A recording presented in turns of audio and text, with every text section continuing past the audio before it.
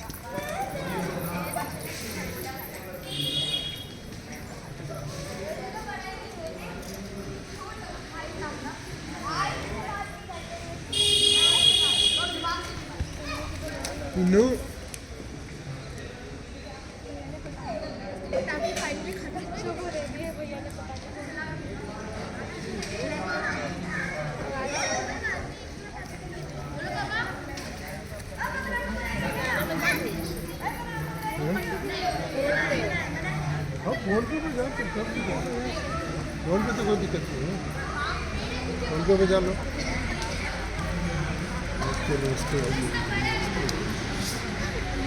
नहीं बोली जी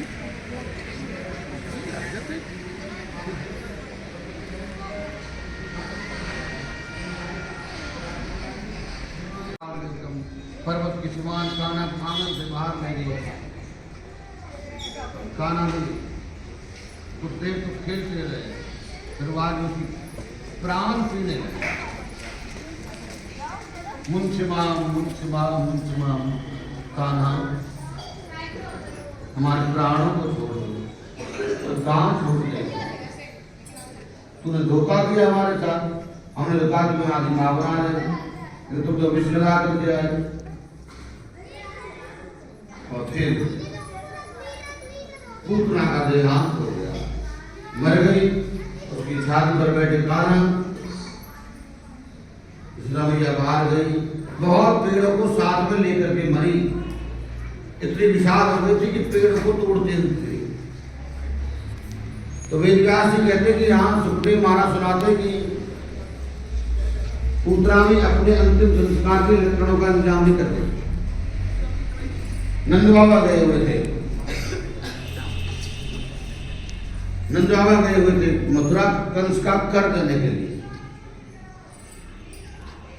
जब शाम को आए तो फिर वहां गोकुल वासियों ने क्या किया लाला को लेके गौशाला में गैया मैया के गौ में से गौमूत्र से स्नान कराया कान्हा को फिर गौ दूध से स्नान कराया फिर यमुना के जल से स्नान कराया लाला के ऊपर 7 बार गाय की पूंछ फेरी झाड़ा लगा दिया लाला खुश हो गए और अब क्या करें और अब इतनी बड़ी पूतना ही उठेगी तो है नहीं संस्कार भी तो करना है तो उसको काट करके उसको 5 हिस्सों में उसका संस्कार होगा पंच प्रवाह है पूतना 5 अपराध लेकर के बैठे जगत को पैदा करने वाले को मारने आई थी जिसका नाम जगदीश है जिसके पेट में जगत रहता है उसी को मारने आए लेकिन कहते हैं गोकुलवासी कि जब पूतना का संस्कार हुआ तो उसकी देह से दुर्गंध नहीं आई सुगंध आ रही थी इसलिए हवन हो रहा हो तो नंद बाबा तो कहते मथुरा जब शाम करोड़ करके आए तो उन्होंने कहा कि हमने तो कोई यदि कहा है यानी गोकुल में और गोकुलवासी ऐसे भी नहीं है जो हमको ना बताएं छोटा सा ही तो गाँव है तो जब बैठे अंदर तो पता लगा कि ऐसे राक्षसी आई थी कान्हा को मारने के लिए, लेकिन भगवान की कृपा से, आपके महादेव की कृपा से कान्हा बच गए। नंदराव भाग महादेव के मंदिर में गए, महादेव का अभिषेक किया, बड़ी प्रार्थना की, भोलेनाथ आपने हमारे बालक को बचा दिया। तो फिर लोगों ने पूछा कि इसकी देह से सुगंधी क्यों आई, और कान्हा का स्पर्श हुआ, इसके अपराध जल राख हो गए, इसकी देह दुर्गंध युक्त थी पहले, लेकिन कान्हा का स्पर्श होते ही सुगंध युक्त हो। पंच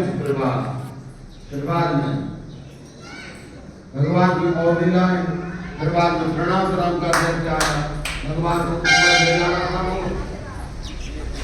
भगवान बड़े राजी हुए, बड़े मामा जी बड़े अच्छे मानो,